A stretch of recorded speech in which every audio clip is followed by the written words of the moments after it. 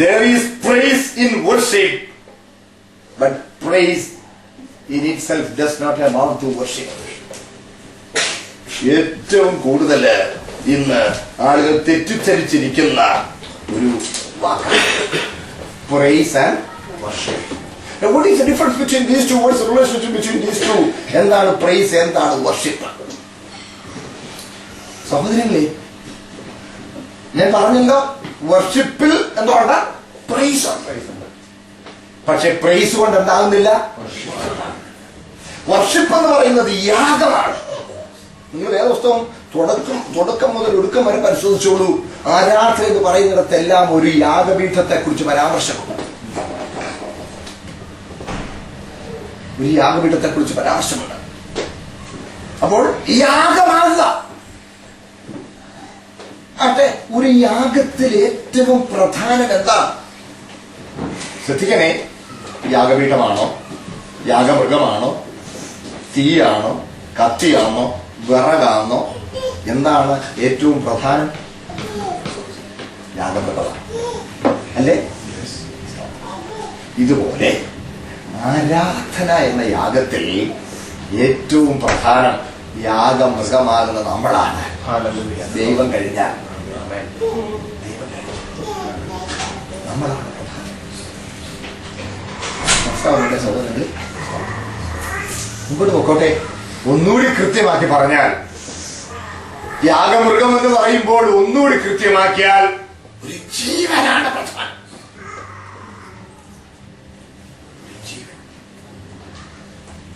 രണ്ടുപേരും യാഗമൃഗത്തെ കൊണ്ട് വന്നു. ആലേക്കോട് കയറി തൊട്ടുമ്പോ കിഞ്ചോടോട് അങ്ങോട്ട് കയറിയപ്പം ആട് ആ തോട് കുറുകെ ചാടിയപ്പം ഒരു കല്ലെ ചവിട്ടി താഴോട്ട് പോയി വണ്ടി ഒടിഞ്ഞു പോയി. സങ്കല്പം പോക്കി എടുത്തോണ്ടങ്ങ് ചെന്നു. ഗുരുവിനെ കണ്ട് ഞാൻ വിളിക്കുന്നുണ്ടെന്നാ. ഗുരുവൻ നോക്കിയപ്പോൾ നല്ല ആടുവന്നിട്ട് കുറെ ദിവസം കാര്യം ഓടി കത്തി എടുത്തോണ്ട് വന്നു. കത്തി എടുത്തോണ്ട് വന്നു അന്ത്യശ്വാസം. ഇപ്പൊ അങ്ങോട്ട് യാഗം വിട്ടു. കുഴപ്പമില്ല, കട്ട് ചെയ്തു. സങ്കല്പിക്കാം. കട്ട് ചെയ്ത് ജോലി എടുത്തു, തളിച്ചു, ശരീരം നുറുക്കി യാഗമാക്കി, എതിർപ്പിച്ചു. യാഗമായോ? കാര്യം എന്താ? അപ്പോൾ കേൾക്കണേ, ഒരു യാഗത്തിൽ ഏറ്റവും പ്രധാനം ഒരു ജീവനാണ്. ജീവൻ എന്ന് പറഞ്ഞാൽ നമ്മുടെ മുഴു ജീവനും ദൈവത്തിന് കൊടുക്കണം. സ്തോത്രം. ഞാനീ പറയുന്നതൊക്കെ എന്റെ അഭിപ്രായമല്ല, വേദപുസ്തകം തന്നെയാണ്. ബാക്കി വായിച്ചാലേ ഗലാത്യർ 2:20, Galatians 2:20.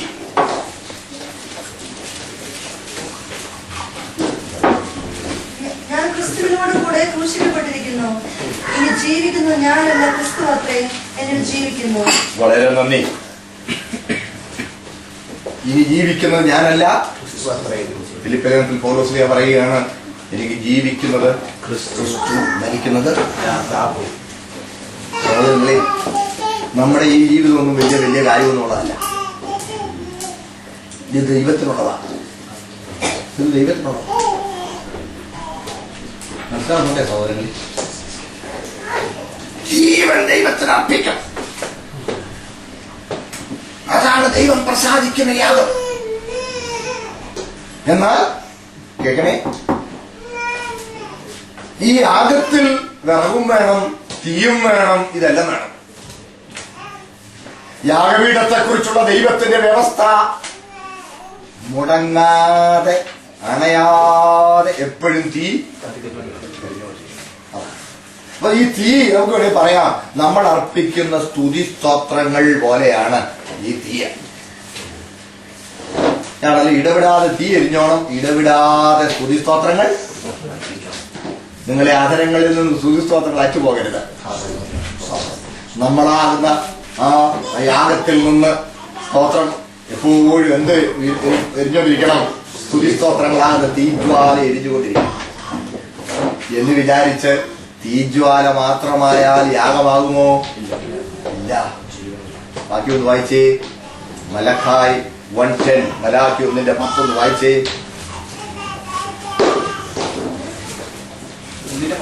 1:10. നിങ്ങൾ എന്റെ യാഗപീഠത്തിൽ തീ കത്തിക്കാതിരിക്കേണ്ടതിന് നിങ്ങളിൽ ആരെങ്കിലും വാതിൽ അടച്ചു കളഞ്ഞാൽ കൊള്ളായിരുന്നു. കേട്ടോ, എന്തു ഈ വായിച്ചു കേട്ടത്? നിങ്ങൾ എന്റെ യാഗപീഠത്തിന്മേൽ വെറുതെ തീ കത്തിക്കാതിരിക്കേണ്ടത്.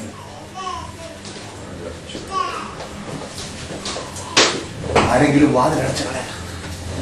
നിങ്ങൾ മേളി പറയോട്ട് വായിച്ചു വന്നാൽ എൻ്റെ ആ സ്പിരിറ്റ് കാണാൻ അങ്ങനെ വായിച്ചാൽ പാടാന്ന് എനിക്ക് തോന്നുന്നു. നിങ്ങൾ എന്റെ യാഗപീഠത്തിന്മേൽ വെറുതെ തീ കത്തിക്കാതിരിക്കേണ്ടത് ആരെങ്കിലും വാതിലടയ്ക്കട്ടെ. എപ്പോഴായി വെറുതെ തീ കത്തിക്കുന്നത്?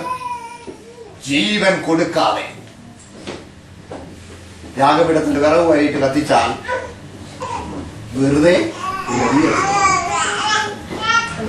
ഇന്ന് നമ്മുടെ ഒട്ടുമുക്കാൽ പരിപാടികളും വെറുതെയുള്ള തീയാണ്.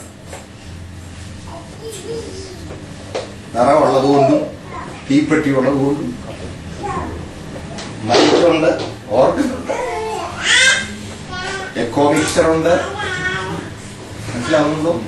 നല്ല ഉണ്ടയുണ്ട്. അടിച്ചു മൂടിക്കുക. എന്നിട്ട് ഓമന പേരിട്ടു വർഷം. നിങ്ങൾ എല്ലാവരും എന്റെ കൂടെ ഉണ്ടോ? സ്തുതിയും ആരാധനയും തമ്മിലുള്ള ബന്ധം കണ്ടോ? യാഗവും തീയും തമ്മിലുള്ള ബന്ധമാണ്. എനിക്ക് വളരെ വിഷമം തോന്നി. കഴിഞ്ഞൊരു കുറച്ചാൾ മുമ്പ് മറ്റന്നാളും കൂടെ ഞാൻ യോഗത്തിനെ സംബന്ധിച്ചു. നല്ലൊരു ദേവദാസൻ, അദ്ദേഹം വളരെ നന്നായി ദൈവത്തെ വിശ്വസിച്ചുകൊണ്ടിരിക്കുക. പക്ഷെ ഓരോ 5 മിനിറ്റ് അല്ലെങ്കിൽ 10 മിനിറ്റ് കഴിയുമ്പോഴും അദ്ദേഹം ആളോട് പറഞ്ഞു കേട്ടപ്പോൾ എനിക്ക് അങ്ങ് വിഷമം തോന്നി. കൈയടിച്ചാരാധിച്ചാട്ടെ, കൈയടിച്ചാരാധിച്ചാട്ടെ, കൈയടിച്ചാരാധിച്ചാട്ടെ. എനിക്ക് മനസ്സിലാവുന്നു ഇത് കൈയടിച്ചാരാധിക്കാറുണ്ട്. കൈത്താളങ്ങളോടെ യഹോവയെ സ്തുതിപ്പീരെന്നുണ്ട്. നമ്മൾ കൈത്താളങ്ങളോടെ യഹോവയെ സ്തുതിക്കണം. അത് യോഗ്യമാണ്, അത് ചെയ്യണം. എന്നാൽ ഇപ്പം വന്നു പറച്ചിലിതാ, കുറെ നേരം ചുമ്മാ കൈയടിക്കുന്നതാണ് എന്താ പറയുന്നേ, ആരാധന. ആര് പറയുന്നത് കേട്ടു? കൈയടിച്ചാൽ വ്യാജ് പോകുന്നൊക്കെ ആരും പറയും. ഒരു വാക്യവും ഒരു സന്ദർഭത്തിൽ മാറ്റരുത് കേട്ടോ. ഒരു വാക്യവും ഒരു സന്ദർഭത്തിൽ മാറ്റരുത്. കൈയടിച്ചാൽ വ്യാജ് പോവുകയല്ല കേട്ടോ. അവനൊരു കാര്യം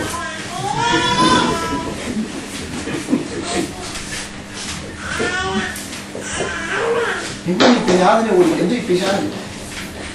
ഞാൻ ഇന്ന് എൻ്റെ ഒരു സഹോദരൻ പറഞ്ഞു, ഈ ഡീമനോളജി ഒരു ഇച്ചിരി എല്ലായിടത്തും പഠിപ്പിക്കണമെന്നാണ്. ഡീമനോളജി, ഭൂതശാസ്ത്രം എന്ന് തിയോളജിയിൽ ഒരു വിഷയമുണ്ട്. ഭൂതശാസ്ത്രം, ദൂതശാസ്ത്രമുണ്ട്, ഏഞ്ചലോളജിയും ഡീമനോളജിയും ഉണ്ട്. 13 ബ്രാഞ്ചസ് ആണ് തിയോളജി, സിസ്റ്റമാറ്റിക് തിയോളജിയിൽ പ്രധാനമായിട്ടുള്ളത്. 13 ബ്രാഞ്ചസ് ആണ്. അതില് ഒരു ബ്രാഞ്ചാണ് ഭൂതശാസ്ത്രം. വേദപുസ്തകം അതിനെക്കുറിച്ച് ഞാൻ ഒന്നാമതോടൊക്കെ പഠിപ്പിച്ചു തരുന്നുണ്ട്. എന്റെ സഹോദരങ്ങളെ, ഈ നിമിത്തങ്ങളും ഭൂതവാദിയും എന്നും പറഞ്ഞ അതിനകത്തൊരു പഠനശാഖ, അതിനകത്തൊരു സബ്ടൈറ്റില്ല. നിമിത്തങ്ങൾ. എന്താ ഈ നിമിത്തങ്ങൾ എന്ന് പറഞ്ഞാൽ? നിമിത്തങ്ങൾ എന്ന് പറഞ്ഞാൽ ഈ ഏലസുകള് കേൾക്കുന്നുണ്ട്, ഏലസുകള്, പിന്നെ മന്ത്രച്ചരടുകള്, പിന്നെ ഗൂഢോത്രങ്ങൾ. ഈ ഗൂഢോത്രം എന്ന് പറഞ്ഞാൽ എന്താ പറയുക? ഗൂഢപത്രമെന്നാ ഗൂഢോത്രം.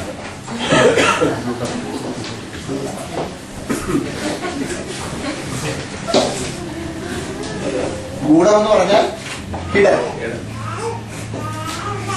തട്ടിപ്പെന്നാ അതിന്റെ വേറൊരു വാക്ക്. സഹോദരല്ലേ, സർവ്വലോകവും ദുഷ്ടന്റെ 5:19. രക്ഷിക്കപ്പെടാത്ത മുഴുവൻ പേരും അവന്റെ അധീനതയിലാണ്.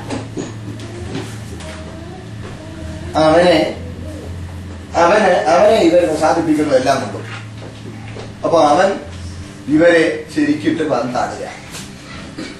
പിന്നെ പരിശുദ്ധാത്മാവിന്റെ സജീവ സാന്നിധ്യം ഇവിടെ ഉള്ളത് കൊണ്ടും ഇവർക്കൊക്കെ വേണ്ടി ആരൊക്കെയോ ദിവസങ്ങളിൽ പക്ഷപാതം കഴിക്കുന്നതും ഒക്കെ. മനസ്സിലായോ? ഇവരെ അവൻ ആഗ്രഹിക്കുന്നവരൊന്നും ഇവരെ കൈകാര്യം ചെയ്യാൻ ചിലപ്പോഴൊക്കെ കഴിയാതെ പോകും. അങ്ങനെ ഇരിക്കുമ്പോ ഇവനെ ആരെങ്കിലും ഒന്ന് പ്രസാദിപ്പിച്ച് ഇവനൊരു പൂജയൊക്കെ കഴിച്ചിട്ട് ഇന്നർക്കെതിരെ ഇങ്ങനെ ഒരു ചെയ്തേക്കണമെന്നൊക്കെ പറഞ്ഞാൽ അവരൊന്നുകൂടെ ഒരു സന്തോഷമായിരിക്കും. കേൾക്കുന്നുണ്ടേ? പക്ഷേ രക്ഷിക്കപ്പെട്ട ഒരു ദൈവപൈതലിനെതിരെ അവർ ഒന്നും ചെയ്യാനൊക്കുകയാണ്. യാതൊന്നും ചെയ്യാനൊക്കുക. നമ്മൾ കർത്താവിന്റെ ഉള്ളം കയ്യിലാണ്.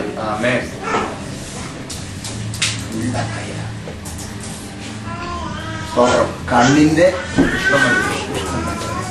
ഒരിക്കൽ ഡോക്ടർ മുരളി കണ്ണിന്റെ കൃഷ്ണമണി പോലെ എന്നുള്ളതിനെ കുറിച്ചൊരു പ്രസംഗം ഞാൻ കേട്ടു.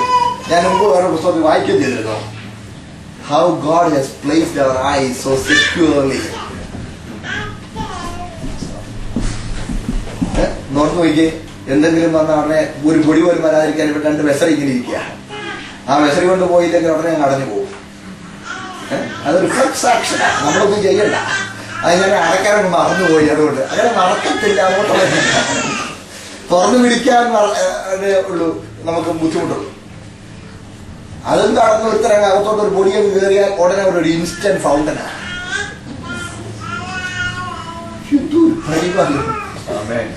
ചെറുതൊന്നും ഏക്കാതിരിക്കാൻ ചുറ്റുന്നല്ല എല്ലാം. സ്തോത്രം. പാറയുടെ വിള്ളലിൽ വെച്ചിരിക്കുന്ന പോലെ ദൈവം തന്റെ ഉള്ളം കയ്യിൽ എന്നെ നിങ്ങളെ പരിപാലിച്ചിരിക്കുക. കർത്താവ് അറിയാതെ തലേന്നൊരു മുടി പോലും താഴെ, മുടി പോലും താഴെ. ഭയപ്പെടരുത്. അതെ, അത്രയും പറഞ്ഞുകൊണ്ട് ഇതിന്റെ കാര്യം കൂടെ അതിനോട് ചേർത്തൊന്ന് പറഞ്ഞേക്കാം. കിട്ടി? അതായത് ഈ പിശാചിനെ ബന്ധിക്കുന്നു എന്നുള്ളത് നമ്മുടെ സാധാരണ ഇപ്പൊ പറഞ്ഞു കേൾക്കുന്ന ഒരു കാര്യമാണ്. കേൾക്കണേ, പിശാചിനെ ബന്ധിക്കാൻ നമുക്ക് ഒക്കത്തില്ല. നമുക്കതിന് അധികാരവും തന്നിട്ടില്ല. നമുക്ക് പിശാചിനോട് എതിർത്ത് നിന്നാ മതി. കേൾക്കുന്നുണ്ടേ? അപ്പൊ പുസ്തകത്തിലില്ലേ, ബലവാനെ പിടിച്ചു കെട്ടിത്തല. അതെ, ബലവാനെ എന്റെ കർത്താവ് പിടിച്ചു കെട്ടി. കാൽവറിയിൽ അവനെ പിടിച്ചു കെട്ടി. മനസ്സിലാവുന്നുണ്ടേ? അതാണ് തിരുവെഴുത്തിൽ നമ്മൾ വ്യക്തമായി വായിക്കുന്നുണ്ട്. വായിച്ചു. കൊലോസ്ലേഖനം 2-ാം അധ്യായം 14-ാമത്തെ വാക്യം, 14-15. കൊലോസ്യർ 2:14-15. അതിക്രമങ്ങളൊക്കെയും നമ്മോട് ക്ഷമിച്ച് ചട്ടങ്ങളാൽ നമുക്ക് വിരോധവും പ്രതികൂലവുമായിരുന്ന കയ്യെഴുത്ത് മായിച്ചു. ക്രൂശിൽ തറച്ചു, നടുവിൽ നിന്ന് നീട്ടിക്കളഞ്ഞു. വാഴ്ചകളെയും അധികാരങ്ങളെയും ആയുധവർഗം വെപ്പിച്ച് ക്രൂശിൽ അവരുടെ മേൽ ജയോത്സവം കൊണ്ടാടി അവരെ പരസ്യമായ കാഴ്ചയാക്കി. കേട്ടോ, ഇന്ന് പേക്കൊലമാക്കുന്നു, നാണം കെടുത്തി. സ്തോത്രം. വാഴ്ചകളെയും ആയുധവർഗം വെപ്പിച്ചു, ക്രൂശിൽ തറച്ച നടുവിൽ നീക്കി കളഞ്ഞു. സ്തോത്രം. അവരുടെ മേൽ ജയോത്സവം കൊണ്ടാടി പരസ്യമായ കെട്ടി. പക്ഷെ നീണ്ട ഒരു കയറയിലാ കെട്ടിയേക്കുന്നത്. മനസ്സിലാകാൻ വേണ്ടി പറയാം. നീണ്ട ഒരു കയറൽ എന്ന് പറഞ്ഞാൽ കർത്താവ് അനുവദിക്കുന്ന പരിധിയിൽ ഇവന് നടക്കണം. കർത്താവ് അനുവദിക്കുന്ന പരിധിയിൽ. കർത്താവ് അനുവദിക്കാതെ ഒന്ന് നോക്കാൻ പോലും ഒക്കെയില്ല. എനിക്ക് ഈ യോബിന്റെ പുസ്തകം വായിക്കുമ്പോൾ ഭയങ്കര സന്തോഷം തോന്നാറുണ്ട്. കർത്താവ് അനുവദിക്കുക. നമ്മുടെ വളരെ കാര്യം നമുക്കറിയാം. ചില ആളുകൾ പറയുന്നത് ഈ ദൈവസന്നിധിയിൽ പിശാച് എത്തി പോലുമില്ലെന്ന. ആരാധന നടന്നുകൊണ്ടിരുന്ന അങ്ങോട്ട് പിശാചൻ ഒന്നുമല്ല, സ്വർഗത്തിന് ദൈവത്തിന് തിരുസന്ധി വരെ അവൻ കയറി ചെല്ലുന്നുണ്ട്. മനസ്സിലാവുന്നുണ്ടോ? അങ്ങനെ അങ്ങ് ഇടിച്ചും കയറുക. സ്വർഗത്തിൽ ദൈവത്തിനുള്ള ദിവസങ്ങൾ കഴിഞ്ഞൊന്നും കൂടുതൽ ആരും ചെന്നു. സാക്ഷാൽ സാത്താനും ചെന്നു. കർത്താവിനോട് ചോദിച്ചു, നീ എവിടെ നിന്ന് വരികയാണെന്ന് ചോദിച്ചു.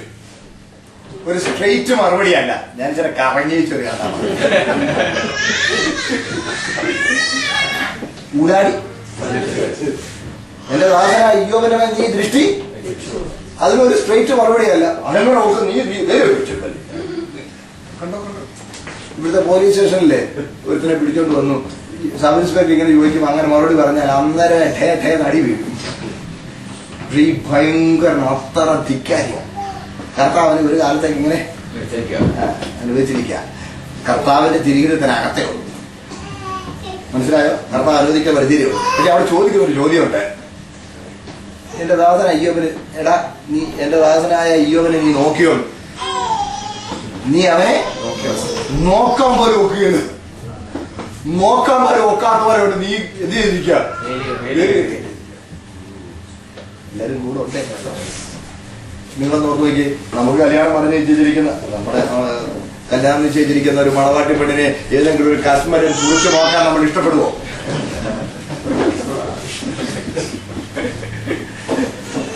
ഇഷ്ടപ്പെടുകയല്ലെങ്കിൽ ജീവൻ കൊടുത്ത് വീണ്ടെടുത്ത ആത്മമണവാട്ടിയെ നോക്കാൻ പോലും ദൈവം സമ്മതിക്കില്ല. അല്ല, എന്തെങ്കിലും ഒരു കൊച്ചു കാര്യം അനുവദിക്കുന്നെങ്കിൽ ദൈവത്തിനൊരു വലിയ പ്ലാനുണ്ടെന്ന് ഓർത്താൽ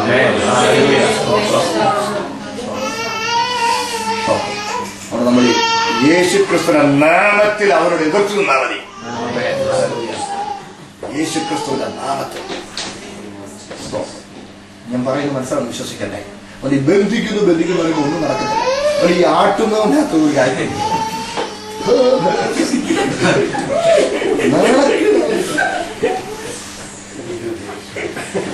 നമുക്കൊരു നിലവാരമുണ്ട്. നമ്മുടെ ദൈവമക്കളാണ്.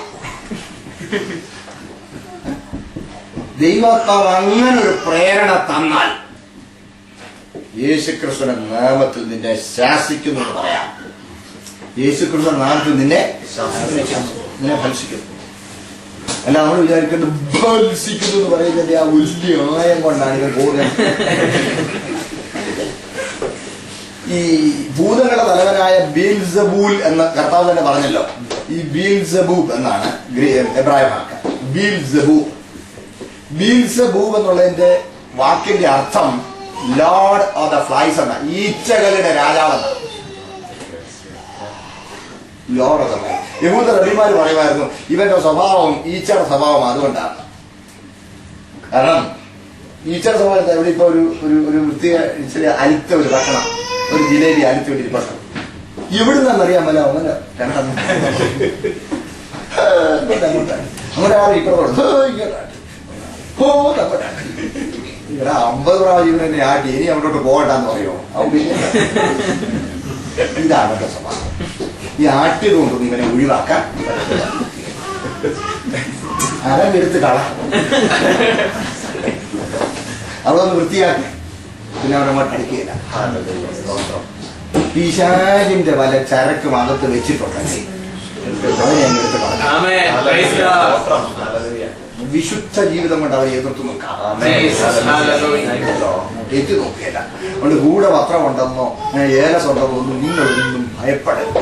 പിശാചിന്റെ പ്രധാന പ്രവർത്തന മണ്ഡലം എന്ന് പറയുന്നത് ദേഹിയുടെ മണ്ഡലമാണ്. ചിന്താമണ്ഡലത്തോടെ അവർ പ്രവർത്തിക്കുന്നത്. യൂദായെ ഒറ്റിക്കൊടുക്കാൻ യൂദായ്ക്ക് എന്ത് ചെയ്തു? തോന്നിപ്പിച്ചു. ഈ തോന്നലുകളിലൂടെയാണ് അവൻ നമ്മുടെ മേൽ സ്വാധീനം ചെലുത്തുന്നത്. മനസ്സിലാവുന്നു? അവരുടെ പിശാചിനെ പേടിക്കത്തക്കതുപോലെ, തോന്നലുകൾ ഉണ്ടാകത്തക്കതുപോലെ ചില ആളുകൾ പോലും നമ്മളോട് എളുപ്പമാണ്. എന്നെ അങ്ങോട്ട് കുഴപ്പമുണ്ട് കേട്ടോ, അത് ചെയ്തു കൊടുക്കുക. എല്ലാവരും കൂടെ ഉണ്ടല്ലോ. അതെ, അവന്റെ ഈ കയ്യടി അവൻ വിഷയം വിട്ട് പോയല്ലോ, ഇച്ചിരി അങ്ങോട്ടൊന്ന് ഡീവിയേറ്റ് ചെയ്ത് പോയി. ഈ കയ്യടിക്കുന്ന കൈത്താളങ്ങളോട് ദൈവത്തെ ഓർത്ത് ഉല്ലസിച്ചു സ്തുതിക്കണം. പുസ്തകത്തിൽ അതുണ്ട്. അത്യുച്ച നാദമുള്ള കയ്യടിയോടുകൂടെ അല്ല, കൈത്താളങ്ങളോടുകൂടെ. ചുമ്മാ കളവണ്ടിയും ചപ്പ കൊടഞ്ഞിരുന്നെന്ന് ചുമ്മാ ചപ്പടിക്കുമ്പോൾ കൈവയ്ക്കുക. കൈത്താളങ്ങളോടുകൂടെ താളത്തിന് കൈയടിച്ച് ചിട്ടയോടെ നന്നായി പാടി ദൈവത്തെ സ്തുതിച്ച് ദൈവത്തിൽ സന്തോഷിക്കണം. അത് അത്യുച്ചനാദമുള്ള കൈത്താളങ്ങളോട് തന്നെ ആകാം. സന്ദർഭമൊക്കെ പരിഗണിച്ചിട്ടാകാം. വീട്ടിൽ വെച്ച് യോഗം നടത്തുമ്പോൾ അതിലൊക്കെ എല്ലാവരും പോലീസിനെ വിളിക്കാൻ ഇടയാക്കണം. മനസ്സിലാവുന്നുണ്ടല്ലോ. Considering of the situations you should be, നിങ്ങൾക്ക് ദൈവം പരിജ്ഞാനം തന്നിട്ടുണ്ട്. എന്നാൽ കൈയടിച്ചുകൊണ്ട് പിശാച് പോവുകയുമില്ല. കൈയടിക്കുന്നതല്ല ആരാധന. ആരാധനയിൽ സ്തുതിയുണ്ട്.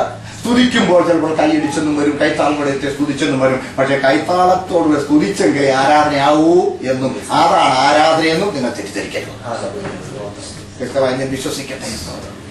പിന്നെ എന്താണ് ആരാധന? ഞാൻ പറഞ്ഞല്ലോ, മുഴു ജീവിതവും ദൈവത്തിന്റെ മഹത്വത്തിനായി നൽകിയതാണ് ആരാധന. എന്തുകൊണ്ടാണ് ദൈവത്തിന്റെ മഹത്വത്തിനായി നമ്മളെ നൽകേണ്ടത്? പറഞ്ഞല്ലോ, കർത്താവ് തന്നെ നമുക്കായി ഏൽപ്പിച്ചു. സ്തോത്രം. നമുക്ക് ആ ചിത്രം കർത്താവ് നമുക്ക് പകരം യാഗമായ ചിത്രം നമ്മൾ ഒരിക്കലും മറക്കരുത്. മനസ്സിൽ നിന്ന് പോകാതിരിക്കാനായിട്ട് ഞാൻ തിരുവഴുത്തിൽ നിന്നൊരു സാദൃശ്യം കാണിച്ചു തരാം. ഈ പഴയ നിയമത്തിൽ ഉൽപ്പത്തി പുസ്തകം 22-ാമത്തെ അധ്യായം വായിക്കുമ്പോൾ അവിടെ നമുക്ക് ആരാധനയ്ക്ക് ഒരു ഉദാഹരണം കാണാം. ആദ്യം 1-2 വാക്യം വായിച്ച് സന്ദർഭം മനസ്സുകൊണ്ട് വരാൻ വേണ്ടി മാത്രം. നേരം കുറവാണ്, വേഗം വായിച്ചാണ്. ഉൽപ്പത്തി 22:1 മുതൽ. അതിനുശേഷം ദൈവം അബ്രഹാമിനെ പരീക്ഷിച്ചത് എങ്ങനെയെന്നാൽ, അബ്രഹാമെ എന്ന് വിളിച്ചത് ഞാൻ ഇതാ എന്ന് അവൻ പറഞ്ഞു. അപ്പോൾ അവൻ, നിന്റെ മകനെ നീ സ്നേഹിക്കുന്നു, നിന്റെ ഏകജാതനായ ഇസ്ഹാക്കിനെ തന്നെ കൂട്ടിക്കൊണ്ട് മോരിയ ദേശത്ത് ചെന്ന് അവിടെ ഞാൻ നിന്നോട് കൽപ്പിക്കുന്ന ഒരു മലയിൽ അവനെ ഹോമയാഗം കഴിക്കുക എന്ന് അറിയിച്ചിരുന്നു. അബ്രഹാം അധികാലത്ത് എഴുന്നേറ്റ് കഴുതയ്ക്ക് പോയിട്ട് കെട്ടി ബാല്യക്കാരിൽ 2 പേരെ തന്റെ മകൻ ഇസ്ഹാക്കിനെയും കൂട്ടി ഹോമയാഗത്തിന് വിറക് കീറി എടുത്തുകൊണ്ട് പുറപ്പെട്ടു. ദൈവം തന്നോട് കൽപ്പിച്ച സ്ഥലത്തേക്ക് പോയി. മതി, നേരം പോയതുകൊണ്ടാ. നിങ്ങൾക്ക് അറിയാമല്ലോ എന്താണ് സന്ദർഭം മനസ്സിൽ വരാൻ വേണ്ടി. ഈ പഴയ നിയമം പുതിയ നിയമമുള്ള പ്രധാനപ്പെട്ട ഒരു ബന്ധമാണ്. പഴയ നിയമം നിഴലും പുതിയ നിയമം പൊരുളുമാണ് ഞാൻ പറഞ്ഞല്ലോ. പഴയ നിയമ തിരുവെഴുത്തുകൾ പ്രധാനമായും ഉപകരിക്കേണ്ടത് പുതിയ നിയമ ഉപദേശങ്ങളെ ഉദാഹരിച്ച് വ്യക്തമാക്കാനാണ്. മനസ്സിലായോ? പഴയ നിയമ തിരുവെഴുത്തുകൾ പ്രധാനമായും ഉപകരിക്കേണ്ടത് പുതിയ നിയമ ഉപദേശങ്ങളെ ഉദാഹരിച്ച് വ്യക്തമാക്കാനാണ്. അതാണ് 1 കൊരിന്ത്യർ 10-ാം അധ്യായം 6-ാം വാക്യം 11-ാം വാക്യമൊക്കെ വായിക്കുമ്പോൾ ഇത് അവർക്ക് ദൃഷ്ടാന്തമായി സംഭവിച്ചു. യോഗാവസാനം വന്നിട്ട് നമുക്ക് ബുദ്ധി ഉപദേശത്തിനായി സ്തോത്രം. അപ്പോൾ ഈ പുതിയ ഉപദേശമായ ആരാധന എന്നുള്ളത് വിശദീകരിക്കാനുള്ള സാദൃശ്യമായിട്ട് നമുക്ക് ഈ ഭാഗം ഒന്ന് എടുക്കുകയാണ്. അബ്രഹാമിനെ വിളിച്ചു അടിയനിത സ്തോത്രം. ഒരിക്കലും ദേവദാസൻ പറഞ്ഞൊരു കാര്യം ഞാൻ ഒന്ന് ആവർത്തിക്കാം. വീട്ടിൽ വെച്ച് വിളിച്ചപ്പോൾ അബ്രഹാമിനെ അടിയനിത എന്ന് പറഞ്ഞു. മോരിയാട് മോളിൽ വെച്ച് അബ്രഹാമിനെ വിളിച്ചപ്പോൾ അന്നൊരു അടിയനിത എന്ന് പറഞ്ഞു. എവിടെ വെച്ച് അധികം വിളിക്കുന്നെങ്കിലും അടിയനിത എന്ന് പറയാനുള്ള ഒരുക്കം നമുക്ക് വേണം. മനസ്സിലാവുന്നുണ്ടല്ലോ? വൈകിട്ട് പിന്നെ മുറ്റത്തൊരു ഡ്രൈവിംഗ് ലോട്ടിലോട്ട് ഡ്രൈവ് വേയിലോട്ട് ഒരു കാറ് കയറി വന്ന് നിന്നു. ഇച്ചിരി കഴിഞ്ഞപ്പോൾ ബെല്ലടിക്കുന്നു. അപ്പം അതൊക്കെ ലെൻസിനകത്തോട് നോക്കും.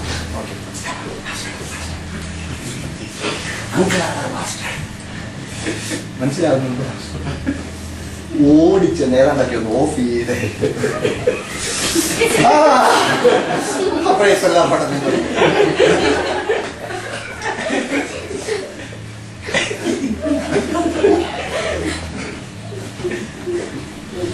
ഉണ്ടേ. എപ്പോഴായാലും നല്ല റെഡി ആയിരിക്കും. മാസ്റ്ററോ അങ്കിളോ വിസിറ്റിംഗ് മാസ്റ്ററോ ആരെങ്കിലും കയറി വന്നാലും കൂടി ഇരുത്തി കാണാൻ മേലാതൊന്നും കാണാൻ നമുക്ക് കർത്താവിന് കൂടി കാണാനൊക്കെ കർത്താവ് ഉണ്ടായിരുന്നല്ലോ. മനസ്സിലായോ? എന്നെ കേൾക്കുന്ന ദൈവമക്കളെ എപ്പോഴും ഒരുക്കമായിരിക്കും. ആട്ടെ, മുമ്പോട്ട് പോകട്ടെ. നീ സ്നേഹിക്കുന്നതിന്റെ മകനെ ഇസാക്കിനെ തന്നെ മോരിയയിൽ ഒരു മല ഞാൻ കാണിക്കാം. അവിടെ അവനെ ഹോമയാഗം കഴിക്കാം. ഇതൊക്കെ പരിശുദ്ധാത്മാവിന്റെ ആലോചന കണ്ടേ. ഈ നാട്ടിലെ കാലാവസ്ഥാ നിരീക്ഷണ കേന്ദ്രത്തിനെ പോലല്ല സംസാരിക്കുന്നത്. ഇല്ലേ? നാട്ടിലെ കാലാവസ്ഥാ നിരീക്ഷണം മഴ പെയ്യാനോ എന്തു വന്നാലും ഞാൻ പറഞ്ഞത് ശരിയായിരിക്കും. എന്റെ സഹോദരങ്ങളെ, പരിശുദ്ധാത്മാവ് അങ്ങനെയൊന്നും സംസാരിക്കില്ല. 80 പേരുള്ള ആരാണ്ടിരിപ്പുള്ള നടുവേദനയുണ്ട്. 500 പേരിക്കുന്നിടത്ത് എമ്മ പറയുമ്പോൾ മാത്യു ആണോ, മധു ആണോ, മനോജ് ആണോ, മോഹനാണോ? മനസ്സിലാവുന്നുണ്ടോ? ഇപ്പൊ ഈ കമ്പ്യൂട്ടറിന് മുമ്പിലൊക്കെ ഇരുന്ന് കുത്തിയിരുന്ന് പണിയുമ്പോൾ നടുവേദന മനുഷ്യന്റെ സഹജമാണ്. ഇതില്ലാത്ത ഒരാളിലും ഉണ്ടോന്ന് ചോദിക്കാം.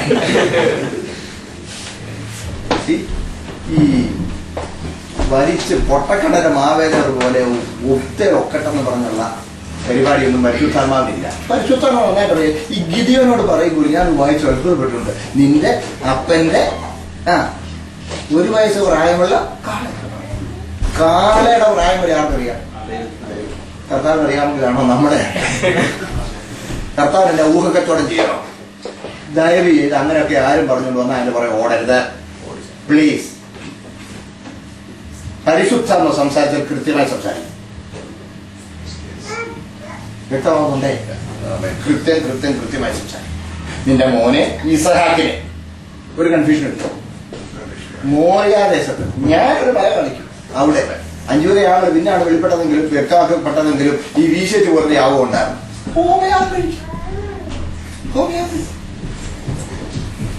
കൃത്യമായ എളുപ്പാട് കിട്ടിയപ്പോൾ കൃത്യമായ അനുസരിപ്പാൻ അധികാരത്തിൽ എഴുന്നേറ്റ് പോയി. തെക്കനെ കൂട്ടി പോയി. 3 ദിവസം. ഓ സങ്കടമല്ലേ? കാരണം ഇങ്ങനെ ഒരു പറച്ചിലുണ്ട്. നമ്മുടെ നാട്ടിൽ വന്നവരല്ലേ കൂടുതൽ വിവരമുണ്ട്. കൂടുതൽ വിവരം എല്ലാവരും അല്ലേ? അടിയല്ല യോഗ സഹിക്കാൻ വരാത്തൊരു പറച്ചിലുണ്ട്. ഈ ശിക്ഷയെക്കാളും ശിക്ഷയെക്കുറിച്ചുള്ള പ്രതീക്ഷ ഭയങ്കരം. കൊച്ചിനെ ഞാൻ കഴിക്കാൻ പറഞ്ഞാൽ ഉണ്ടെങ്കിൽ ഞാൻ കഴിച്ചാൽ മതിയായിരുന്നു. പക്ഷെ ഇതെന്ത് ചെയ്യണം? 3 ദിവസം ഇവനെ കൊണ്ടുള്ള പോക്ക് നോക്കി നോക്കി. ഇതൊരു കഷ്ടമാണ്. മനസ്സിന്റെ ഹാർഡ് ഓൺ ഫയർ അല്ലേ? അങ്ങനെ ഒരു പറഞ്ഞു ഹാർഡ് ഓൺ ഹൃദയത്തിൽ നെരുപ്പോടെ ഇരിക്കുക. നീറിയാ പോകും. അപ്പനല്ലേ ഏതായാലും കർത്താവുള്ള ആശ്രയബോധമുണ്ട്. എന്തിനാണെന്നറിയാമോ? ദൈവത്തിൽ ഉദ്ദേശിച്ചില്ല ഒരു കാര്യം ചെയ്യില്ല. പറയാം, സർവ്വലോകവും ദുഷ്ടന്റെ അധീനതയിലാണ്. പാപമന്ദിരമായി ശപിക്കപ്പെട്ട ഈ ഭൂമി, ദുഷ്ടന്റെ അധീനതയിരിക്കുന്ന ഈ ഭൂമിയിൽ ദൈവം തന്റെ നിവാസാലയം സ്ഥാപിക്കേണ്ടതിന് ഒരു സ്ഥലം മുൻകണ്ട് തെരഞ്ഞെടുത്തിട്ടുണ്ട്. അത് മോറിയായിലെ ഒരു മലയാണ്. ആ മലയിൽ അവിടുത്തെ ആലയത്തിന് അടിസ്ഥാനമിടുവാൻ അബ്രഹാമിനെ പോലെ യോഗ്യനായി ദൈവം ആരെയും കണ്ടില്ല. ചരിത്രപരമായി നോക്കിയാൽ ആലയത്തിന് അടിസ്ഥാനമിട്ടത് സലോമോനാണെങ്കിലും വേദശാസ്ത്രപരമായി നോക്കിയാൽ യെരുശലേമിലെ ദൈവാലയത്തിന് അടിസ്ഥാനമിട്ടത് അബ്രഹാമാണ്. കാരണം ദൈവത്തിന്റെ മന്ദിരങ്ങളെല്ലാം ഒരു യാഗത്തിന് അടിസ്ഥാനപ്പെട്ടാണ് പണിയുന്നത്. സ്തോത്രം. മനസ്സിലാവുന്നുണ്ടോ? പഴയ നിയമ മന്ദിരം ഇസഹാക്കിന്റെ യാഗവേദിയിൽ അടിസ്ഥാനപ്പെട്ടാണ് പണിതതെങ്കിൽ പുതിയ നിയമസഭ ആ മന്ദിരം ഓമനപുത്രന്റെ ഞാനും നിങ്ങളോടുത്തെ മന്ദിരമാണ്. ഞാനും നിങ്ങളും നമ്മെ തന്നെ വഴിപാടും യാഗവുമായി അർപ്പിക്കുന്ന യാഗാർപ്പണത്തിന് അടിസ്ഥാനപ്പെട്ടാണ് നമ്മുടെ ജീവിതമാണെന്ന് മന്ദിരം പണിയപ്പെടുന്നത്. ആ വലിയ ശുശ്രൂഷയ്ക്കായി ദൈവം അബ്രഹാമിനെ നിയോഗിക്കുമ്പോൾ 3 ദിവസത്തെ മനോവേദന അവൻ അനുഭവിക്കേണ്ടി വന്നു. സ്തോത്രം. എന്റെ സഹോദരങ്ങളെ, സ്തോത്രം. മറക്കരുത്, ഒരുക്കം എത്ര വേദനയുള്ളതാണോ സ്തോത്രം, ശുശ്രൂഷ അതിനനുസരിച്ച് മഹത്തരമായിരിക്കും. ഒരു ഉദ്ദേശമില്ലാതെ ഒരു നെടുവീർപ്പിടാൻ പോലും ദൈവം അനുവദിക്കില്ല. മനസ്സിലായോ? ഒരു നെടുവീർപ്പിടുന്നത് പോലും. ഞാൻ ഞങ്ങളുടെ വീട്ടിൽ ഞങ്ങൾ പറയാം, ഞങ്ങൾക്കിപ്പം പരാതി പറയാൻ പേടിയാണ്. എനിക്ക് വേണ്ടി വായിക്കും. ദൈവസന്നിധിയിൽ പരാതി പറയാൻ പേടിയാണ്. ഏതെങ്കിലും ഒരു കാര്യത്തിന് പരാതി പറഞ്ഞെങ്കിൽ ശാസിക്കുന്നത് പോലെയാണ് ചിലപ്പോൾ ഒട്ടനെ അത് മറുപടി വരുന്നത്. ഞാൻ കുറവായിട്ട് ഞാൻ വിശദീകരിക്കുന്നില്ല. എന്ന് പറഞ്ഞാൽ നമ്മൾ വെറുതെ ഒരു വാക്ക് പറയുന്നത് പോലും സ്വർഗത്തിലെ ദൈവം നമുക്ക് സ്തോത്രം ഒരു ചെറിയൊരു നെടുവീർപ്പിനൊരു സാഹചര്യം അനുവദിക്കുന്നെങ്കിൽ നിങ്ങൾ ദൈവത്തെ സ്നേഹിക്കുന്നവരും ദൈവത്താൽ വിളിക്കപ്പെട്ടവരുമാണെങ്കിൽ സ്തോത്രം, ദൈവത്തിന് അതിന് ഉദ്ദേശമുണ്ട്. മുമ്പോട്ട് പോയിക്കോട്ടെ. ആ മോളിൽ ചെന്ന് പോകുന്ന വഴിക്കൊക്കെ ചോദിക്കും. നമുക്കറിയാം, തീയുണ്ട്, വിറകുണ്ട്, കത്തിയുണ്ട്. യാഗത്തിനുള്ള ദൈവം കരുതിക്കൊള്ളൂ എന്ന് പറഞ്ഞു യഹോവയിരി വിളിച്ചത്. യാഗപീഠം പണിതു, വിറകടുക്കി. അത് കഴിഞ്ഞപ്പോഴാണ് ഞാൻ വിചാരിക്കുന്നത് ആ വിറക് കെട്ടിക്കൊണ്ട് പോയപ്പോ ചില കയർ അഡീഷണൽ കരുതിക്കൊണ്ടാകും. കുറെ കയർ കൂടുതൽ അത് വലിഞ്ഞു കെട്ടിട്ടുണ്ടായിരുന്നു. ആ കയറെടുത്ത് ഇസഹാക്കിനെ പിടിച്ചു. നമ്മൾ പരിശോധിച്ചാൽ ഇസഹാക്ക് തീരെ കുഞ്ഞല്ല. 16 വയസ്സ് മിനിമമാണ്. വേറൊരു കണക്ക് പറയുന്നത് 32 വയസ്സെന്നാണ്. വേറൊരു കണക്ക് പറയുന്നത് 35 വയസ്സാണ്. ഏതായാലും ഏറ്റവും കുറഞ്ഞ കണക്ക് പറയുന്നത് 16 വയസ്സാണ്. ഒന്നുമില്ലാത്ത വീട്ടിൽ വളർന്നല്ല. 318 അഭ്യാസമുള്ള വീട്ടിൽ അടുത്ത അവകാശിയായി വളരുന്ന നല്ല മിടുമിടുക്കനായ മറുവിട്ടുള്ള ഒരു പയ്യൻ. അബ്രഹാമിനേക്കാൾ നല്ല ആയമുണ്ട്. അവൻ തന്നെയാണ് വിറകെടുത്തുകൊണ്ട് മുകളിലോട്ട് കയറിപ്പോയത്. അപ്പൻ പിടിച്ചപ്പോൾ ഒരു മന്ദബുദ്ധിയെ പോലെ അങ്ങേറ്റു. യാഗമൊക്കെ ഇവൻ കണ്ടിട്ടുള്ളതാണ്. കയ്യും കാലും കെട്ടു.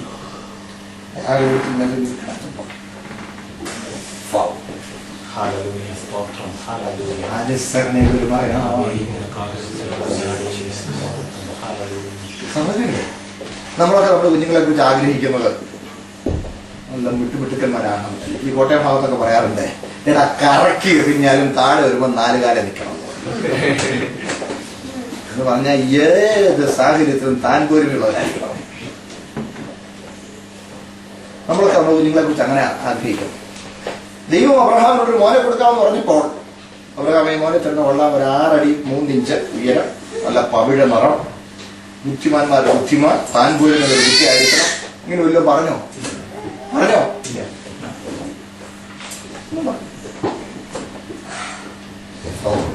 ദൈവം കൊടുക്കുന്നത് നന്മയാണെന്ന് അബ്രഹാമിന് അറിയാമായിരുന്നു. നമ്മുടെ ആഗ്രഹങ്ങളൊക്കെ ദൈവത്തോട് പറയാം കേട്ടോ, കുഴപ്പമില്ല. പക്ഷെ പിടിവാശി പിടിക്കും. വിശ്വാസം എന്ന വിഷയം ഒരു ദിവസം ക്ലാസ് എടുക്കണമെന്ന് മനസ്സിൽ ആഗ്രഹം ഉണ്ടാകും, പക്ഷെ നോക്കില്ല. വിശ്വാസം പറഞ്ഞാൽ നമ്മളിത് വിചാരിക്കുന്നതുമല്ല. വിശ്വാസം വസ്തുതയിലല്ല, വിശ്വാസം വ്യക്തിയില്ല. പോട്ടെ, അങ്ങോട്ട് ഞാൻ പോകുന്നില്ല. കൂടെ പറഞ്ഞേ പ്ലീസ്. എന്റെ പ്രിയ സഹോദരങ്ങളെ, ഇസ്ഹാക്കിനെ കയ്യും കാലം കെട്ടി അവിടെ കിടത്തിയപ്പോൾ ഒരു കഴിവില്ലാത്ത ഒരു മന്ദബുദ്ധി കിടക്കുന്ന പോലെയും കിടക്കുകയാണ്. അനുസരണയുടെ ഒരു മകനെയാണ്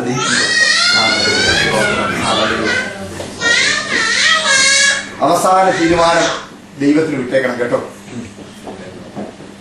അവസാനം നമുക്ക് ആഗ്രഹങ്ങളെല്ലാം ദൈവത്തോട് പറയാം. കർത്താവ് ഇന്ന പോലെ എന്നിട്ട് ഒരു വീട് മേടിക്കുന്നു. വീട് മേടിക്കുമ്പോഴും കർത്താവ് ഇന്ന പോലെ നമ്മുടെ ആഗ്രഹങ്ങളെല്ലാം പറയാം. ഇതെല്ലാം പറഞ്ഞു. പക്ഷെ അവസാനം കർത്താവേ, ഞങ്ങളുടെ ചിന്തയിൽ ഇതാണ് ഞങ്ങൾക്ക് നന്മയെന്ന് ഓർക്കുന്നു, പക്ഷെ ഏറ്റവും നല്ലത് ഏതാണെന്ന് അവിടുത്തേക്കാണ് അറിയാവുന്നത്. You have the last word. അങ്ങയുടെ തിരിഹിതം മാത്രമാകണമെന്ന് പറയാൻ ഒരിക്കലും മറക്കരുത്. അദ്ദേഹം മുമ്പോട്ട് പോയിക്കോട്ടെ. കാരണം അനുഗ്രഹം പ്രാപിക്കാനുള്ള ഉപാധി സാമർഥ്യമല്ല, അനുസരണമാണ്. പ്രിയമുള്ളവരെ, മനസ്സിൽ നിന്ന് പോകാതിരിക്കാനായിട്ട് ഞാൻ ഒരു കാര്യം കൂടെ പറയാം. ഈ കാനായിലെ കല്യാണത്തിന് പച്ചവെള്ളം വീഞ്ഞായത് എപ്പോഴാ? ചില ആളുകൾ പറയാറുണ്ട്, ഈരോ മലിക ജിജൂട് തുടങ്ങിയപ്പോ 10-32 പറ 1-ാം തരം ഉണ്ടാക്കിക്കൊണ്ടാ തുടങ്ങി. അങ്ങനൊന്നുമില്ല. നിങ്ങൾ വേറെ ദിവസം പരിശോധിച്ച് നോക്കണം. 2-3 പറ വീതം കൊള്ളുന്ന 6 കൽപ്പാത്രം. അതെ, കോരി നിറയ്ക്കാൻ പറഞ്ഞു. കോരി നിറച്ചു കഴിഞ്ഞപ്പോ അതെല്ലാം വീഞ്ഞായോ? കർത്താവ് അതിനകത്തോട് ഒന്ന് ഊതിയോ? ഇല്ല. ഒന്ന് കൈ തൊട്ട് പ്രാർത്ഥിച്ചോ? ഒന്ന് വീശിയോ? ഇപ്പോൾ കോരി എന്തുമായി കൊണ്ട് കൊടുക്കാൻ പറഞ്ഞു. അവിടെ പ്രത്യേകം പറഞ്ഞിട്ടുണ്ട് ഇപ്പോൾ. That means the servants were not given a second moment to think of or consult anybody in authority. മനസ്സിലാകുന്നുണ്ടോ? ഇപ്പോൾ കോരിക്കൊണ്ട് കൊടുത്തേക്കാൻ പറഞ്ഞു. അവർ കോരിക്കൊണ്ട് കൊടുത്തു. വിരുന്നുവാടി രുചി നോക്കിയപ്പോൾ വീഞ്ഞ. എപ്പോഴാ വീഞ്ഞായതെന്ന് അറിഞ്ഞുകൂടാ. ഒരു തിയോളജൻ എന്ന് പറഞ്ഞിരിക്കുന്നത്, in the path of obedience water turned into wine. അനുസരണത്തിന്റെ ആ പാതയിൽ വെള്ളം. മാത്രമല്ല, വിരുന്നുശാലയിൽ എത്ര വീഞ്ഞ് വേണമായിരുന്നു അത്രയും വെള്ളമേ വീഞ്ഞായുള്ളൂ. ഈ കോരി വെച്ചെല്ലാം വീഞ്ഞായില്ല. മനസ്സിലായോ? എത്ര വീഞ്ഞ് അവിടെ ആവശ്യം ഉണ്ടായിരുന്നു അത്രേനെ വീഞ്ഞായുള്ളൂ. ദൈവം നമ്മളെ ഇങ്ങനെ നടത്തുന്നത് കേട്ടോ. സ്തോത്രം. അന്നത്തെ ആവശ്യങ്ങൾ ദൈവം നടത്തുന്നെങ്കിൽ, അത്ഭുതകരമായി നടത്തുന്നെങ്കിൽ, അതിൽ കൂടിയ ഒരു കാര്യത്തെക്കുറിച്ച് നമ്മൾ അത്യാഗ്രഹം കാണിക്കണം. അങ്ങനെ പറയുമ്പോൾ ഞങ്ങളോടാണോ ഉപദേശി പറയുന്നത്? നിങ്ങളോടും കൂടെ പറയുന്നത്. അധികമായി തന്നെങ്കിൽ അതിലേക്ക് നിങ്ങളുടെ ശ്രദ്ധ പോകരുത്. സമ്പത്ത് വർദ്ധിച്ചാൽ അതിൽ വെക്കരുത്. അവന് അത്രയുണ്ട്, എനിക്കത്ര ഇല്ലല്ലോ എന്ന് പറഞ്ഞ് പരാതി പറയരുത്. കേൾക്കുന്നുണ്ടോ? സ്തോത്രം. ഇസ്രായേൽ മക്കൾക്ക് അന്നത്തെ മഞ്ഞായ കൊടുത്തത്. സാരഫാത്തിലെ വിധവയുടെ വീട്ടിൽ സ്തോത്രം. നമ്മൾ ഒരു പാട്ട് പാടുന്നത് തെറ്റിച്ചാ പാടുന്നത്. കലത്തിലെ മാവ് ലേശം കുറയില്ല, അടുത്ത കലശത്തിൽ എണ്ണ കവിഞ്ഞ്. അത് തെറ്റാ, അങ്ങനല്ല. യഹൂദന്മാരുടെ ഇടയിൽ ഒരു പറച്ചിലുണ്ട്. അവരുടെ ഇടയിൽ ഒരു പറച്ചിലുണ്ട്, വിധവയുടെ വീട്ടിലെ കലത്തിന് നിലത്തിരിക്കാൻ നേരമില്ല എന്ന് പറഞ്ഞാൽ എപ്പോഴും അതിനകത്ത് ഒരടയ്ക്കുള്ളതുണ്ട്. കമിഴ്ത്തി. ഭരണി ചരിച്ചു. ഒരണയ്ക്കുള്ള മാവും ഒരണയ്ക്കുള്ള എണ്ണയും അതങ്ങോട്ട് കഴിച്ച് ഓട്ടം കമിഴ്ത്തി. അടുത്തത് മനസ്സിലാവുന്നുണ്ട്? അങ്ങ് കവിഞ്ഞു വർദ്ധിക്കുകയായിരുന്നെങ്കിൽ ബന്ധുക്കൾക്കെല്ലാം ഈരടിയാക്കി കൊടുത്തയക്കാനും. പക്ഷെ നമ്മളവിടെ വായിക്കുന്ന അവരെയെല്ലാം ഇങ്ങോട്ട് വരുത്തി പോഷിപ്പിച്ചോളാം. വായിച്ചിട്ടില്ലേ? ഒരിക്കലും തീർന്നു പോകുന്നില്ല. അതാ ദൈവത്തിന്റെ വഴി. എനിക്ക് ഭയങ്കര സന്തോഷമാണ്. അതെ, ഞാൻ മുമ്പോട്ട് പോകട്ടെ. നേരെ പോകുന്നല്ലോ. പ്രിയമുള്ളവരെ, അനുസരണത്തിന്റെ പാതയിലാണ് അനുഗ്രഹം. കഴിവൊന്നും ഇല്ലാത്തവരാൻ തോന്നിയാലും അനുസരണം ഒരു മകനെ ദൈവം കൊടുത്തത്. അബ്രഹാം അതിനെ അറുക്കേണ്ടതിന് കത്തിയെടുത്തപ്പോഴേ സ്വർഗത്തിലെ ദൈവം ഞാൻ വിചാരിക്കുകയാണ്, യോബിന്റെ പുസ്തകത്തിനൊക്കെ പശ്ചാത്തലത്തിൽ ചിന്തിച്ചാൽ ദൈവം ഏറ്റവും പ്രസാദത്തോടെ സന്തോഷിച്ച സമയം അല്ലേ?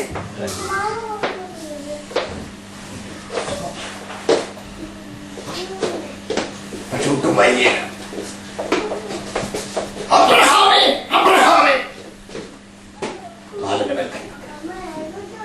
ഞാൻ വിചാരിക്കുക, ഈ കത്തി അങ്ങോട്ട് എടുത്തപ്പോ യാതൊരു കണ്ടുള്ള ഇസഹാക്ക് ഇറുക്കി അടച്ചു. ഈ കത്തി എന്റെ കഥ കഴിക്കാൻ. ആ കത്തി താഴ്ന്നത് അവന്റെ കഥ കഴിക്കാനല്ല, അവന്റെ കെട്ടുകളെ അറുത്തുവിടാന്. നമുക്ക് ഈ അനുഭവമൊക്കെ ഉണ്ടായെന്ന് വരാൻ കേട്ടോ. കാര്യങ്ങളെല്ലാം എതിരായി വരിക, സാഹചര്യങ്ങളെല്ലാം പ്രതികൂലമായി വരിക. ദൈവമേ, ഇവിടെ കൊണ്ടെല്ലാം തീർന്നു. എന്റെ കൊച്ചു ജീവിതത്തിൽ Lord, was I walking against a blank wall all the way എന്ന് ഞാൻ ചോദിച്ച സന്ദർഭങ്ങളുണ്ട്. ഇവിടെ കൊണ്ടെല്ലാം തീർന്നു എന്ന് ഞാൻ ഭയപ്പെട്ട സന്ദർഭങ്ങളുണ്ട്. പക്ഷേ എനിക്ക് കാണാൻ കഴിഞ്ഞത്, സ്തോത്രം, അനുഗ്രഹത്തിന്റെ വിശാലമായ വാതിൽ തുറക്കാൻ ദൈവം ഒരുക്കിയ ഒരു ഉപാധിയായിരുന്നു അതെന്ന്. കത്തി ഉയർന്നു നിൽക്കുന്ന പോലുള്ള സാഹചര്യം ജീവിതത്തിലുണ്ടായാലും അതിനെ നിയന്ത്രിക്കുന്ന ദൈവമാണെങ്കിൽ നമ്മുടെ കഥ കഴിക്കാനല്ല, നമ്മുടെ ബന്ധനങ്ങളിൽ നിന്ന് നമ്മളെ മോചിപ്പിക്കാനാണ്. ഇവിടെ പുസ്തകത്തിൽ നിന്നൊക്കെ ഉദാഹരണം ഒന്നും പറയാൻ നിൽക്കുന്നില്ല, മുമ്പോട്ട് പോകട്ടെ. അറുത്തു വിട്ടു. അബ്രഹാം തന്റെ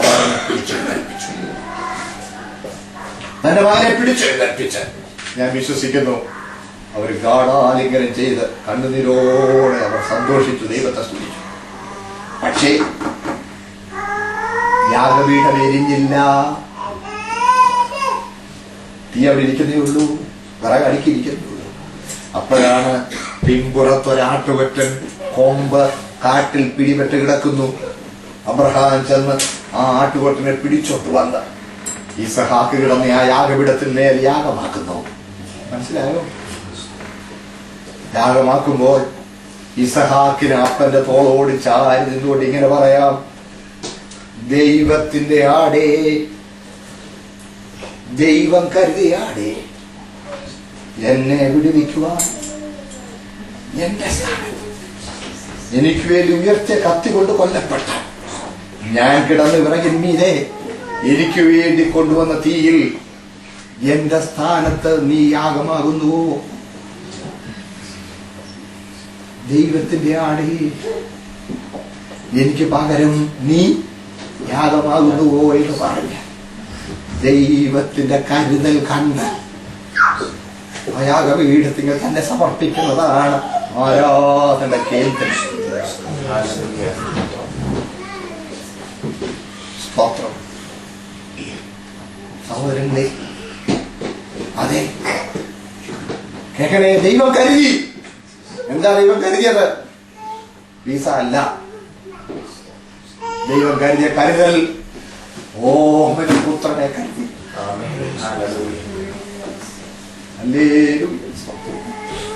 സ്തോത്രം. എനിക്ക് നിങ്ങൾക്കും പകരം യാഗമാകുവാൻ എന്റെ നിങ്ങളുടെ മേൽ ഉയർന്നു നിന്ന ശിക്ഷാന്തര വാൾ ഓമനപുത്രന്റെ മേൽ പതിക്കുവാൻ തക്കവണ്ണം എന്റെ ദൈവം സ്തോത്രം നമുക്ക് വേണ്ടി ഒരു കുഞ്ഞാടിനെ കരുതി. പകരം യാഗമാകുന്ന ദൈവ കുഞ്ഞാടിന്റെ ദർശനം കാണണം. മനസ്സിലാവുന്നുണ്ടോ സഹോദരൻ? ഇന്ന് ദൈവസന്നിധിയിൽ വന്നിട്ട് നിങ്ങൾ ആ കാഴ്ച കണ്ടോ? കർത്താവനദാസൻ പ്രിയ പാസ്റ്റർ ഇവിടെ പാട്ടുപാടിയപ്പോൾ പറഞ്ഞു, ചിന്തിയല്ലോ സ്വന്തം രക്തം, കാൽവറിയെ ധ്യാനിക്കാത്ത ഒരു യോഗവും ഒരു കുടിവരവും ദൈവത്തിന് പ്രസാദമുള്ളതല്ല. എനിക്ക് പകരം യാഗമായ ദൈവവും കർത്താവേ, അങ്ങ് അവസാനത്തുള്ള രക്തവും എനിക്ക് വേണ്ടി ഊറ്റി തന്നില്ലേ, എന്റെ അവസാന ശ്വാസം വരെയും അങ്ങയുടെ മഹത്വത്തിനാണ്. എന്ത് ചെയ്താലും അങ്ങയുടെ മഹത്വത്തിനായി അടിയൻ ജീവിക്കുന്നു പറഞ്ഞു. നമ്മളെ യാഗമായി ദൈവത്തിന് ഏൽപ്പിച്ചു കൊടുക്കുന്നതാണ് ആരാധന. സ്തോത്രം, സ്തോത്രം. അതെ, ആ യാഗത്തിൽ പങ്കാളിയാകുവാൻ ദൈവം നമുക്ക് തന്നിരിക്കുന്ന ആദ്യത്തെ ഒരു ചുവടാണ് വിശ്വാസാനന്തരമുള്ള ജലസ്നാനം. മനസ്സിലാവുന്നുണ്ടോ? അടുത്തത് ഓരോ പ്രാവശ്യവും കർത്തൃമേശ സത്യത്തിൽ ശുശ്രൂഷിക്കുമ്പോൾ നമ്മൾ ആ യാഗത്തിൽ നമുക്കുള്ള പങ്ക് ആവർത്തിച്ചേറ്റു. സ്തോത്രം. എന്നെ വിടുവിക്കുവാൻ നീ യാഗമായി. മനസ്സിലാവുന്നുണ്ടോ സഹോദരങ്ങളെ? ദൈവത്തിന്റെ കരുതൽ എത്ര വലുതാണ്. ഞാനും നിങ്ങൾ ഈ ഭൂമിയിൽ ജനിക്കുന്നതിന് മുമ്പ് നമുക്ക് വേണ്ടി പുത്രനെ കരുതിയ ദൈവത്തിന്റെ സർവജ്ഞാനവും കരുതലും അതിനെക്കുറിച്ചൊക്കെ ഞാൻ വിശദീകരിക്കാൻ നേരം പോകുമല്ലോ, ഞാൻ അങ്ങോട്ട് പോകണില്ല. വിശദീകരണം ആവശ്യപ്പെട്ടാൽ എനിക്കൊന്ന് പറഞ്ഞതിന്റെ സന്തോഷമേ ഉള്ളൂ. പ്രിയമുള്ളവരെ, ഇവിടെ നോക്കുക. ഇവിടെ നോക്കിയാൽ ഈ ആട്ടുകൊട്ടിനെ കുറിച്ച് പഠിച്ചിട്ടുള്ള അവര് പറഞ്ഞിട്ടുള്ളത്, ഈ ആട്ടുകൊട്ടൻ കൊമ്പ് കാട്ടിൽ പിടിപെട്ടാൽ പിന്നെ ഉടനെ അവിടെ ചുമ്മാ ഇങ്ങനെ അനങ്ങാതെ കിടക്കുന്നതല്ല. അത് കേട്ടാന്ന് വേണം കൊണ്ട് ശരിക്കും കസറും രക്ഷപ്പെടാൻ ഒത്തിരി വേണം. ഒടുവിൽ ഈ കൊമ്പ് ഇളകും. കൊമ്പിളകി കൊമ്പിന്റെ മൂട്ടിൽ നിന്ന് രക്തം പൊടിക്കും. രക്തം പൊടിക്കുന്ന ആ പോയിന്റ് വന്നാൽ കൊമ്പിളകി കഴിഞ്ഞാൽ പിന്നെ ശ്വാസം വിട്ടാൽ പോലും അതിവേദനയാണ്. ശ്വാസം വിട്ടാൽ പോലും അതിവേദന ആയതുകൊണ്ട്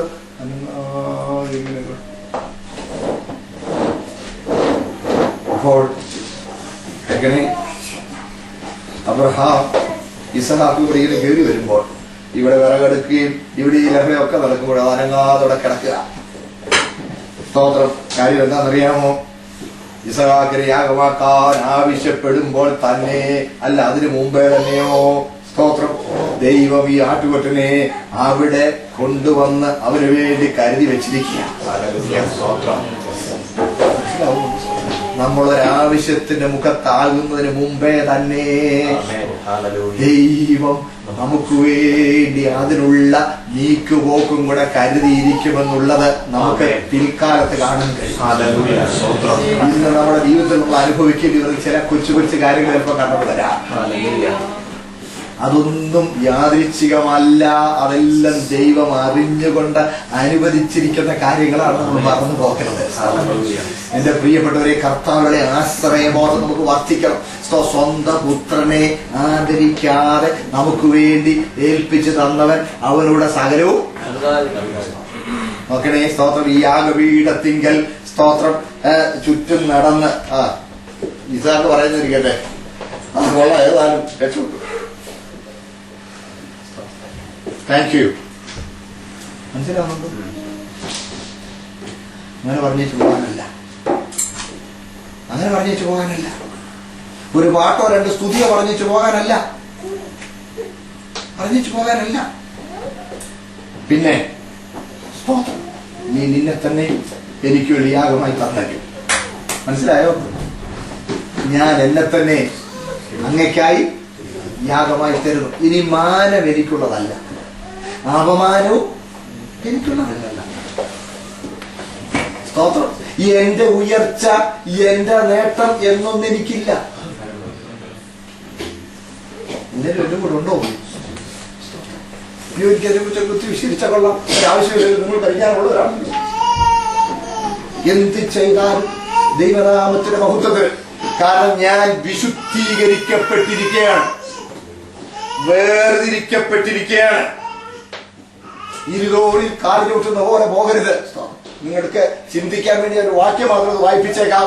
ഒന്ന് വായിച്ചേക്കാമോ? രാജാക്കന്മാരുടെ 2-ാം പുസ്തകം അതിന്റെ 12-ാമത്തെ അധ്യായം അതിന്റെ 33-ാമത്തെ വാക്യം.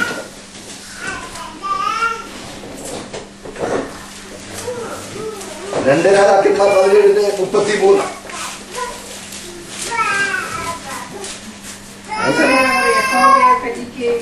തങ്ങൾ വിട്ടുപുറപ്പെട്ടു പോകുന്ന ജാതികളുടെ മര്യാദ പ്രകാരം സ്വന്തം ദേവന്മാരെ സേവിക്കുകയും ചെയ്തു പോകുന്നു. കണ്ടോ, 2 വാക്കുകൾ.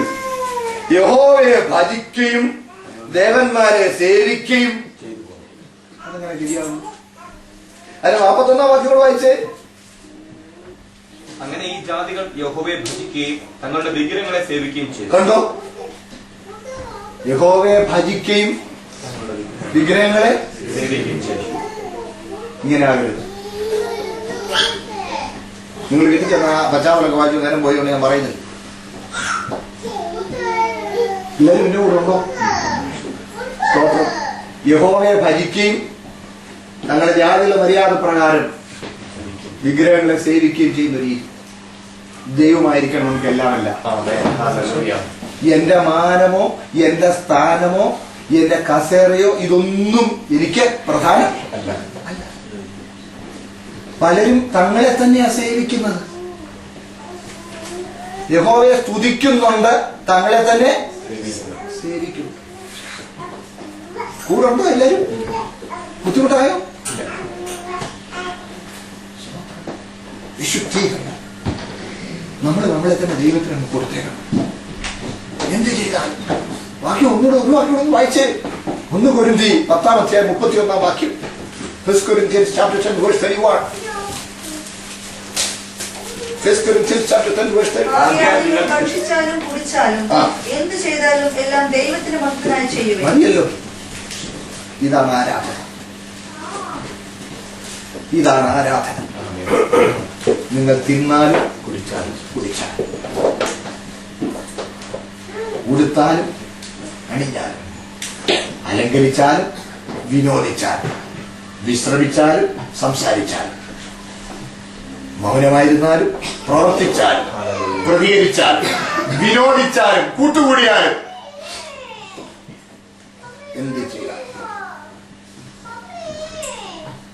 ചെയ്താലും ദൈവത്തിന്റെ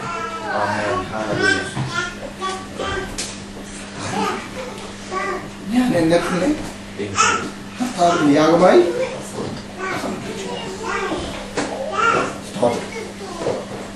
കർത്താവ് എന്നെ സ്നേഹിച്ചു, തന്നെ തന്നെ എനിക്ക് വേണ്ടി ഏൽപ്പിച്ചു തന്നു. കർത്താവ് എന്നെ സ്നേഹിച്ചു, തന്നെ തന്നെ എനിക്ക് വേണ്ടി ഏൽപ്പിച്ചു. ഞാൻ കർത്താവിനെ സ്നേഹിച്ച് എന്നെ തന്നെ കർത്താവിനെ ഏൽപ്പിച്ചു. ദേഹവും ദേഹിയും ആത്മാവും അവന്റെ മഹത്വത്തിനായി. നിങ്ങൾ ജോലി ചെയ്തിടത്ത് നിങ്ങളുടെ പ്രവർത്തനവും പെരുമാറ്റവും പ്രതികരണവും കണ്ടാൽ നിങ്ങളൊരു വിശേഷതയുള്ളവരാണെന്ന് കാണും. നിങ്ങൾ പാർക്കുന്നിടത്ത് നിങ്ങൾക്കൊരു പ്രത്യേകതയുള്ളവരാണെന്ന് കാണും. നിങ്ങളുടെ കൂട്ടുകാർ, നിങ്ങളുടെ പരിചയക്കാർ നിങ്ങളൊരു വിശേഷത കാണും. He is above the ordinary. He is above the ordinary. സഹോദരങ്ങളെ, സ്തോത്രം.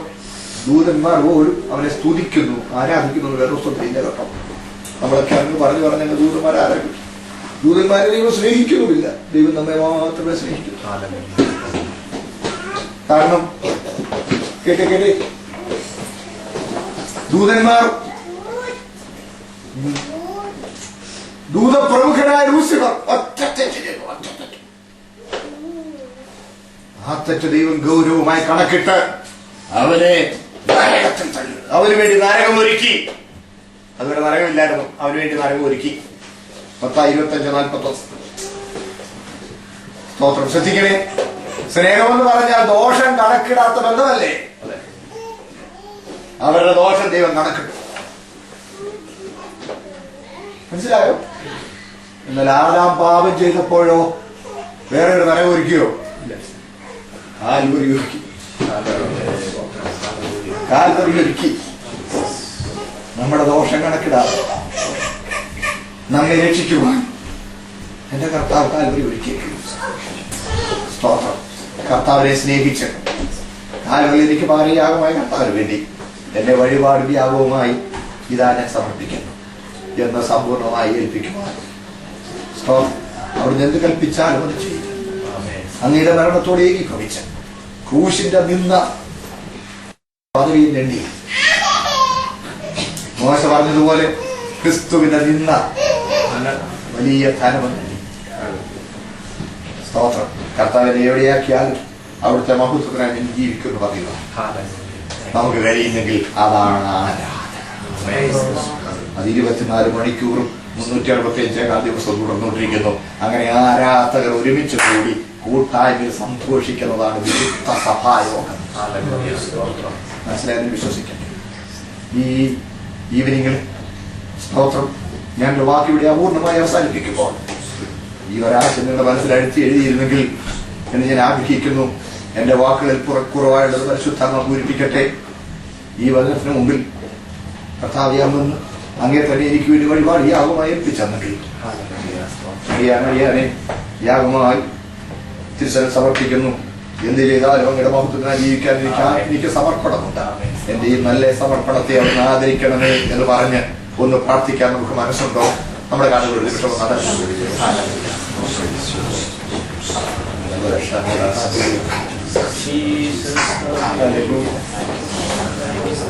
ഒരു നിമിഷം പ്രാർത്ഥിച്ചു. എന്റെ പ്രിയരേ, നമ്മൾ നമുക്കുള്ളവരല്ല. നമ്മളെ ഒന്നുമില്ലായ്മയിൽ നിന്ന് ദൈവം ഇങ്ങനെ സൃഷ്ടിച്ചു. എന്റെ സ്വരൂപത്തിന് സാദൃശ്യം സൃഷ്ടിച്ച് അവിടുത്തെ മക്കൾ അവിടുത്തെ രാജ്യത്തെ അവകാശവുമാക്കി. നഷ്ടപ്പെട്ടിരുന്ന നമ്മെ പുത്രനെ പകരയാഗമാക്കി നമുക്കെതിരായുള്ള ദൈവനീതി വർത്തിച്ച് സ്തോത്രം നമ്മെ വീണ്ടെടുത്തു. ആ മരണത്തോടെ ഏകീഭവിച്ച് അവന് വേണ്ടി യാഗമായി അവന്റെ മഹത്വത്തിനായി ജീവിക്കുവാൻ എബോധയോടിനുള്ളിൽ സാമാന്യമായതിനെ കീഴ്പ്പെടാതെ സ്തോത്രം ശ്രേഷ്ഠമായ ഒരു നിലയിൽ കർത്താവിന്റെ മഹത്വത്തിനായി ഈ രാജ്യത്ത് നിലകൊള്ളുവാൻ ദൈവം നിങ്ങളെ കുറിച്ച് ആഗ്രഹിക്കും. അതിനായി ഞാൻ ആഗ്രഹിക്കുന്നത് ദൈവത്തോട് പറഞ്ഞിട്ടുണ്ട്. നിങ്ങളെ നല്ല ആഗ്രഹങ്ങളെ ദൈവം സാധിപ്പിക്കട്ടെ. അല്ലേലും അതേ കർത്താവ് യഹോവയോടുകൂടിയായി ജീവിക്കുക. വെറും സാധാരണക്കാരായിട്ട് ഈ ലോകത്തോട് അനുരൂപരാകാതെ നന്മ പ്രസാദവും പൂർണ്ണതയുടെ ദൈവഹിതം തിരിച്ചറിഞ്ഞ് മനസ്സ് പുതുക്കി രൂപാന്തരപ്പെട്ടുകൊണ്ട് അങ്ങയ്ക്ക് വേണ്ടി ജീവിക്കുവാൻ ഞാൻ എന്നെ സമർപ്പിക്കുന്നുവെന്ന് ദൈവം തീരുമാനിച്ചു.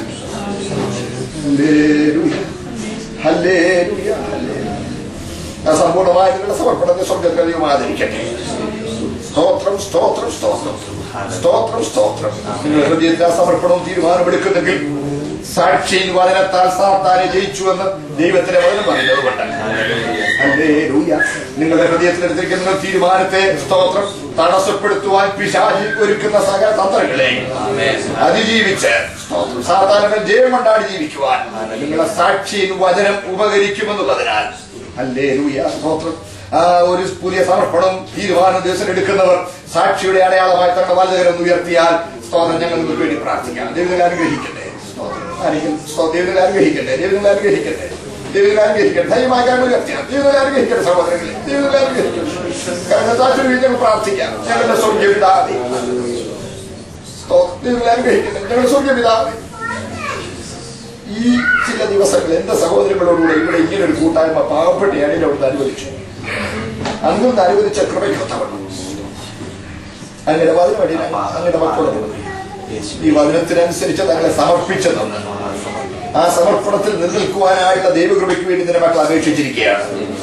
സാക്ഷിയുടെ വചനത്താൽ സാത്താനെ ജയിച്ചു എന്നുള്ള പ്രമാണ പ്രകാരം അവർ സാക്ഷ്യമായി അവരുടെ സമർപ്പണത്തിൽ അർപ്പിച്ചിരിക്കുന്നതിനാണ് അവരുടെ സാക്ഷ്യത്തെയും അവരുടെ സമർപ്പണത്തെയും സ്വർഗമാതിരിക്കുന്നുണ്ട്. അവരെ ഉയർന്ന കൈകളെ തിരുമേനി പിടിച്ചുകൊള്ളണം. സ്തോത്രം. ശാശ്വത നീട്ടി പിടിച്ചുകൊള്ളണമേ. അവരെ അനുഗ്രഹങ്ങളോടെ നടത്തണമേ. ഞങ്ങൾ ഒരുമിച്ച് നിത്യതയിൽ അങ്ങയുടെ സന്നിൽ കാണുവാൻ ഇടയാക്കണമേ. എല്ലാവരെയും അനുഗ്രഹിക്കണം. ഈ രാജ്യത്ത് ഈ ദേശത്ത് അങ്ങയുടെ പ്രിയ മക്കളെ അനുഗ്രഹ വിഷയമായി ഉപയോഗിക്കണം. സ്തോത്രം സ്തോത്രം സ്തോത്രം. സ്തോത്രം. മറ്റുള്ളവർ കണ്ട് ആശ്ചര്യം കൂറുക. അങ്ങയുടെ മഹത്വത്തിനായി അതിന്റെ മക്കളെ ഉപയോഗിക്കണം. മക്കളെ തിരിച്ചറിൽ ഏൽപ്പിക്കുന്ന ഈ കൂടുതലെ അവിടെ സമൃദ്ധിയായാലും സ്തോത്രം സമർപ്പിച്ചവരെ വിശേഷാദിന്റെ കാര്യങ്ങളിൽ ഏൽപ്പിക്കുന്നില്ല. കൂടെ ഇരിക്കണം, മഹത്വം എടുക്കണം. യേശു ക്രിസ്തുവിന്റെ പരിശുദ്ധ നാമത്തിൽ തന്നെ എല്ലാവരെയും അനുഗ്രഹിക്കട്ടെ. നിങ്ങളുടെ പ്രാർത്ഥനയുടെ ഓർക്കണമെന്ന് അപേക്ഷിക്കുന്നത് അനുഗ്രഹിക്കണം.